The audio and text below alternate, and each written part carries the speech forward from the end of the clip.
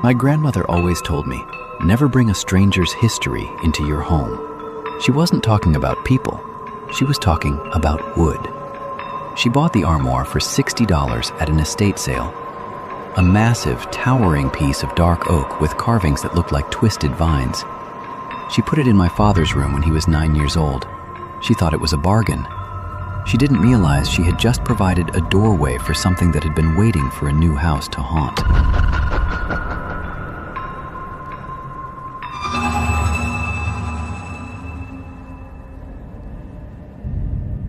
For 2 nights, it was just furniture. But on the 3rd night, the room changed.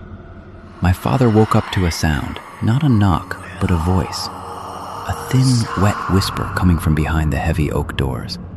He told my grandmother the next morning. "Someone is inside the wardrobe, Mom." She laughed. She checked the shelves. Nothing but his school shirts and a faint smell of old dust. She told him it was just the house settling.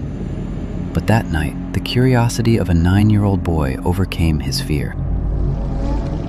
He crept out of bed. The floorboards were ice under his feet. He pulled the handle, and the door swung open with a groan that sounded almost satisfied. He didn't see clothes. He didn't see the back panel of the wood. Instead, he saw a tunnel of shimmering, pale blue light. It stretched back for miles, a cold, silent void right in the middle of his bedroom. He slammed the door shut and dove under his covers, trembling until the sun came up. The next week was a slow descent into madness. The house began to leak. First it was small things, a set of silver spoons, a loaf of bread, a favorite book. Then the furniture. They would wake up to find the living room in total chaos. The heavy sofa would be upside down in the middle of the floor. The dining table would be moved 6 inches to the left. No one heard a sound. No one saw a thief.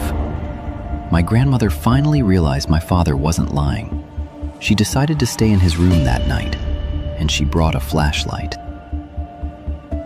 At 3 a.m., the armoire door didn't just open, it pushed open.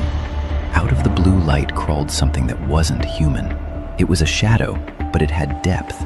It moved like spilled ink across the floor, its limbs long and spindly like a spider's. It didn't have eyes, but it found her instantly. It lunged, not to bite, but to pull.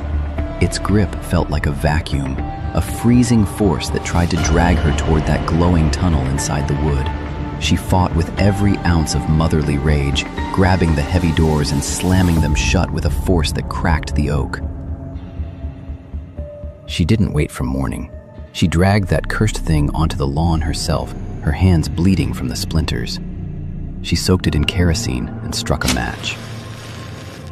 As the fire took hold, my father swore he heard a high-pitched whistle coming from the flames, like air escaping a closing wound.